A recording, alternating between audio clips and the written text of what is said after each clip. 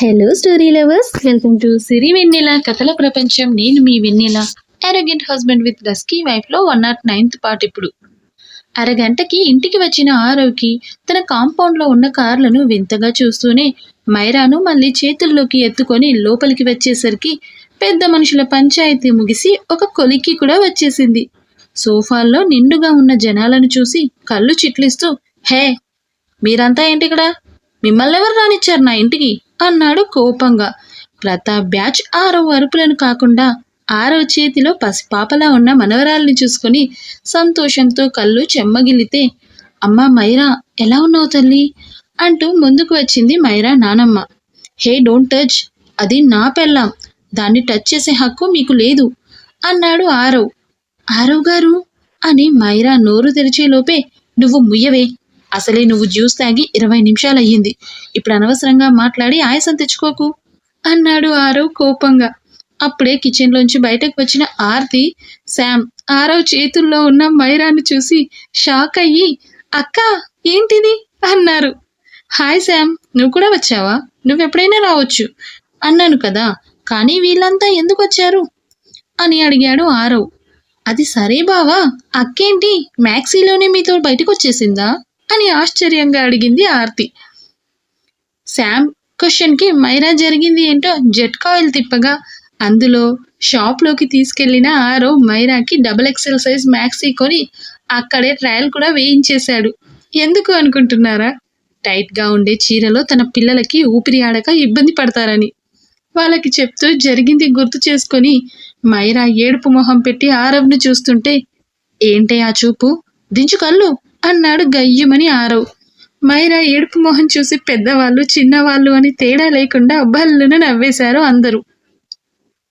ఆ తర్వాత మైరా వాళ్ళు ప్రతాప్ వాళ్ళు తాము చేసిన తప్పు ఒప్పుకొని ఆరవ్ను క్షమాపణ అడిగితే, నాకెవరు క్షమాపణ చెప్పాల్సిన అవసరం లేదు, నాకు నా పెళ్ళానికి మీ ఆస్తి కూడా వద్దు, నేను మిమ్మల్ని క్షమించను, అలా అని పగలు ప్రతీకారాలు పెంచుకోను, కానీ ఒకటి, నా భార్య పిల్లల జోలికి వస్తే మాత్రం వాళ్ళని చంపకుండా వదిలిపెట్టను.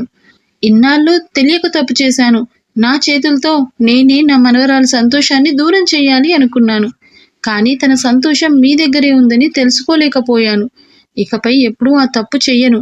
ఎటువంటి కష్టాన్ని బాధను మీ వరకు రాకుండా కాచుకునే బాధ్యత మాది అని ఆరవ్కి మాటిచ్చారు ప్రతాప్. తనతో పాటే సూర్య కూడా. ఇక వాళ్ళతో ఏం మాట్లాడదలుచుకోలేదు ఆరవ్.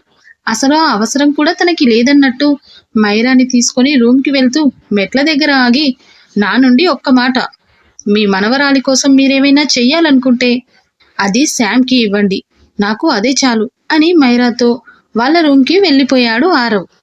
ఆఫ్టర్ 2 months, ఈ 2 months పాటు ఏం జరిగిందో మీకు నెక్స్ట్ ఎపిసోడ్స్లో చెప్తాను నేను. One fine day Aarav mansion అంతా పువ్వులతో రంగురంగుల లైట్లతో అందంగా అలంకరించి ఉంటే, అంతకంటే అందమైన అలంకరణతో గ్రీన్ కలర్ పట్టు చీర, రెడ్ కలర్ జదోసి వర్క్ బ్లౌజ్లో, మెడలో నిండుగా బంగారు హారాలు, చేతులకు పచ్చని మట్టి గాజులు, తల నిండా మల్లెలు, నిండైన పొట్టతో మహాలక్ష్మి అలంకరణలో క్వీన్ చైర్లో కూర్చున్న మైరాకి తానే స్వయంగా గంధం రాస్తున్నాడు ఆరవ్. ఆరవ్ రాకముందు తన జీవితం, ఆరవ్ రాకతో రంగుల హరివిల్లుగా మారిన తన జీవితం అంతా ఆమె కళ్ళ ముందు ఒక్కసారి గిర్రున ఫ్లాష్ లైట్లా తిరగగా, తడిదేరిన కళ్ళతో అతని కళ్ళల్లోకి చూస్తూ గంధం పూస్తున్న అతని చేతిని తన చేతుల్లోకి తీసుకొని, నువ్వు రాకముందు జీవితం గురుతైన లేదని, నిన్ను కలుసుకున్న క్షణం నన్ను వదిలిపోదని, ప్రతి గడియా జన్మగా నీ గడుపుతున్నానని, ఈ మహిమ నీదేనని నీకైనా తెలుసాని నీకు చెప్పాలని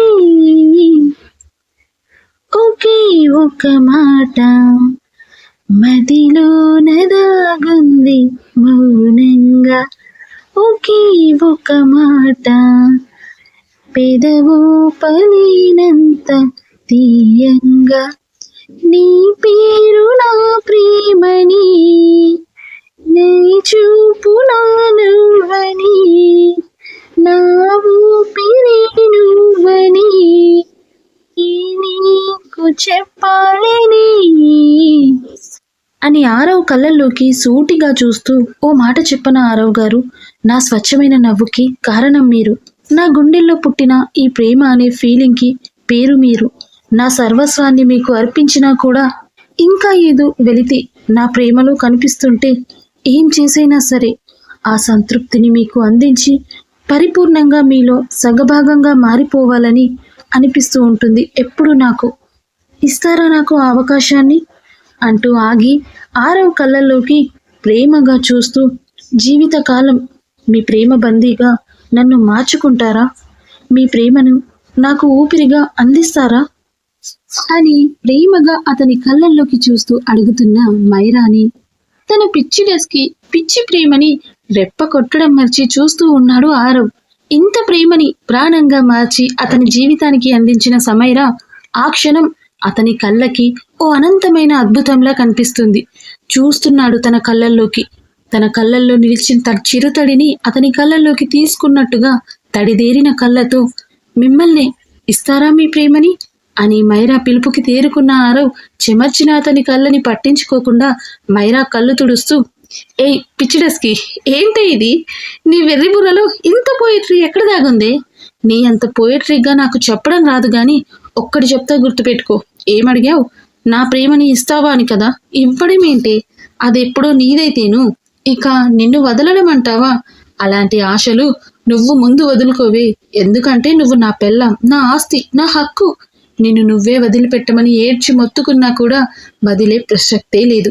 ఈ జన్మకి ఈ ఆరోగ్యట్ గాడికి నువ్వు భరించాల్సిందే, తప్పదు. బై హుక్ బై క్రూక్ నిన్ను నా దగ్గరే పెట్టుకుంటా కానీ నిన్ను వదిలేస్తా అని అస్సలు అనుకోను. ఇంకా ఏంటి, నీ ప్రేమలను వెలితి అన్నావు కదా, మరి డైలీ నా జ్యూస్ నాకు ఇచ్చేస్తే ఆ వెలితి కూడా ఫుల్ఫిల్ అయిపోతుంది కదే. అసలే మోస్ట్లీ 3 months జ్యూస్ లేక, సో నువ్వు త్వరగా డెలివరీ అవ్వడం ఆలస్యం. నా వాటా నేను తీసుకుంటా, దానికి నీ పర్మిషన్ కూడా అవసరం లేదనుకో నాకు. నెక్స్ట్ ఏంటమ్మా? నీ ప్రేమని ఊపిరిగా మార్చుకుంటావా? నీకు ఊపిరాడనంత ప్రేమలో నిన్ను ఉక్కిరి బిక్కిరి చేసి నా ఊపిరి నీకు అందిస్తూ ఇద్దరి ఊపిరి ఒక్కటే అని నీకు తెలిసేలా చేసే బాధ్యత నాది, ఓకే అన్నాడు ఆరవ్ అని అందంగా నవ్వుతూ. అందుకోసం నేను ప్రతిరోజు ప్రతి క్షణం ఎదురు చూస్తూనే ఉంటాను ఆరవ్ గారు అని ఆమె చెంపల మీద ఉన్న అతని చేతిని ముద్దు పెట్టుకొని మరీ చెప్పింది మైరా. అనుకోని బంధంగా మొదలైన వారి వివాహ బంధం ఈ రోజు ఎల్లలు లేని ప్రేమని చాటుకుంటూ స్వచ్ఛమైన ప్రేమలోకంలో విహరిస్తున్న ఆ జంటను చూసి అక్కడున్న అందరి కళ్ళు ఆనందంతో చెమర్చాయి. మైరా వెనక ఉన్న ఆర్తి వాళ్ళిద్దరి ప్రేమను అపురూపంగా చూసుకుంటూ తనను తాను ఆ ఫ్రేమ్లో ఊహించుకుంటుంటే, ఆ ఫ్రేమ్లోనే కాదు తన పక్కన కూడా వచ్చి నిలబడిన వ్యక్తి అమన్యు. నా లవ్ ఒప్పుకోవే, నీకు కూడా ఇంతకు మించి ప్రేమ ప్రపంచాన్ని పరిచయం చేస్తాను అని అంటున్న అమన్యు మాటకు చప్పున పక్కకు తిరిగిన ఆర్తికి 2 అడుగుల దూరంలో ఉన్న అమన్యుని చూసి ఈ ఎక్స్ట్రాలే తగ్గించుకోమనేది. ఆరవ్ బావ కన్నా ప్రేమ పంచే వాళ్ళు ఎవ్వరూ లేరు. ఆరవ్ బావ ప్రేమకి సాటి ఎవరు రారు కూడా అంది ఆర్తి మూర్తి తిప్పుతూ. అంత లేదులేవే, ఎవడి ప్రేమ వాడికి ఎవడి ప్రేమకి వాడే షాజహాన్ ఇక్కడ. ఒక్కసారి నా ప్రేమని ఫీల్ అవ్వడం మొదలుపెట్టు, నా ప్రేమ లోతెంతో చూపిస్తా నీకు అని అన్నాడు అమన్యు. అంటే ఏంట్రా, నన్ను చంపి నా కోసం తాజ్మహల్ కట్టిస్తావా అని అడిగింది ఆర్తి. నీకు అలా అర్థమయ్యిందా?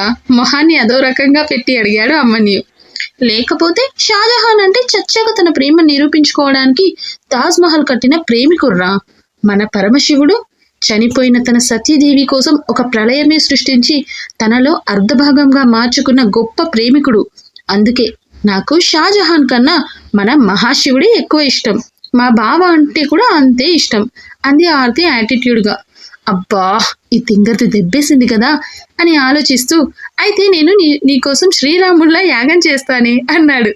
అంటే అడవుల్లో వదిలేస్తావురా అడవిదున్నా అని అడిగిన ఆర్తిని చూసి తల కట్టుకోవడం ఈసారి అమన్యు వంతు.